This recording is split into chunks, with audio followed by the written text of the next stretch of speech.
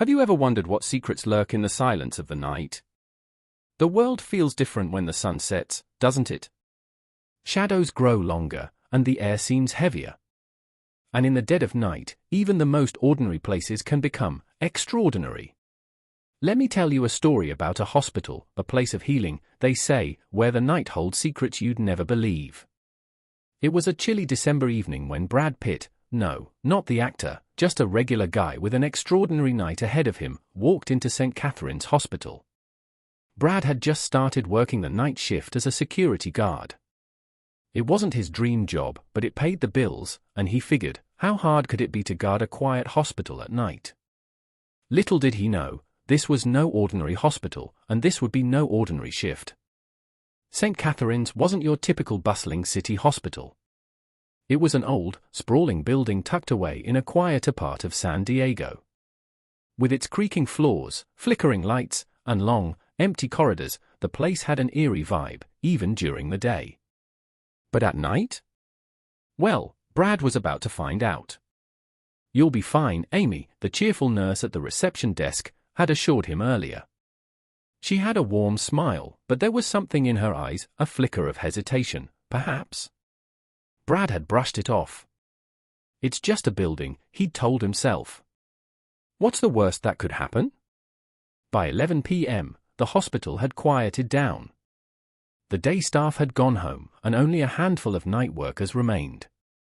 Brad was given a simple routine: patrol the main corridors, check the exits, and make sure no unauthorized personnel entered restricted areas. Easy enough, right? The first couple of hours were uneventful. Brad strolled through the dimly lit halls, his flashlight casting long, dancing shadows on the walls. He hummed to himself, trying to shake off the uneasy feeling creeping up his spine. The hospital was so quiet he could hear the faint hum of the fluorescent lights above. Too quiet, he thought. Around 1 a.m., as Brad made his way to the West Wing, a part of the hospital that had been closed for renovations, he noticed something strange. The double doors leading to the wing were slightly ajar. He was sure they had been locked earlier. His pulse quickened, but he forced himself to stay calm. Probably just the wind, he muttered, though he knew there were no open windows in the hospital.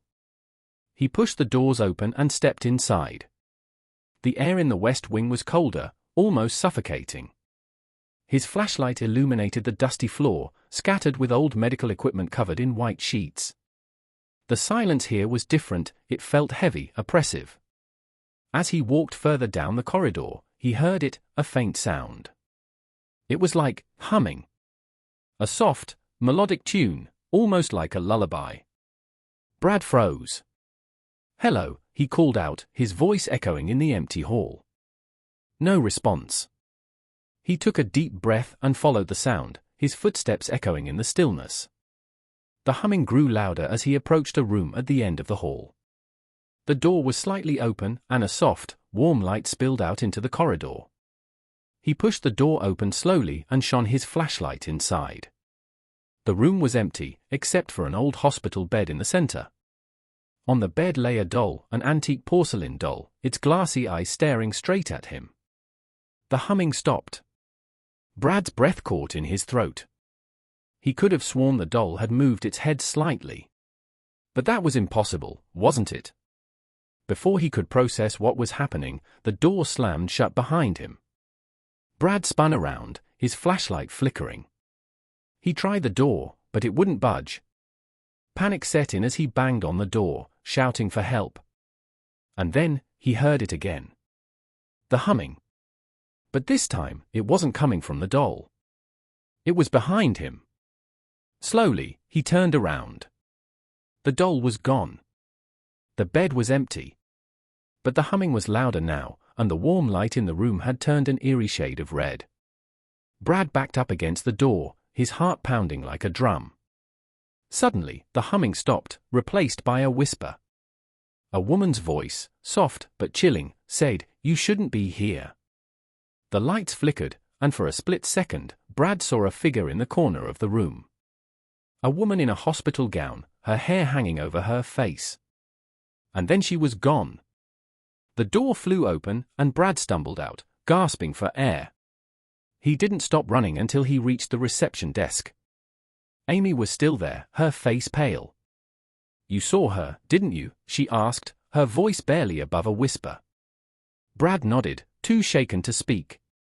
Amy sighed and motioned for him to sit down. "I was hoping you wouldn't," she said. "We try not to talk about it, but this place has a history. The West Wing, it's where they kept the psych patients back in the day. There was this one woman, Margaret. She used to hum that tune. They say she's still here, looking for her daughter." Brad stared at her, his mind racing. "Why didn't anyone tell me?" he demanded.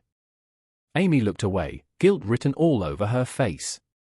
"Would you have taken the job if we had?" The rest of the night passed in a blur. Brad couldn't bring himself to go near the West Wing again. Every shadow seemed to move, every sound felt amplified. By the time morning came, he was ready to quit. But as he handed in his badge, Amy stopped him. "She doesn't harm anyone," she said.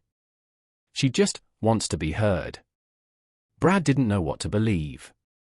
All he knew was that he would never set foot in St. Catherine's Hospital again.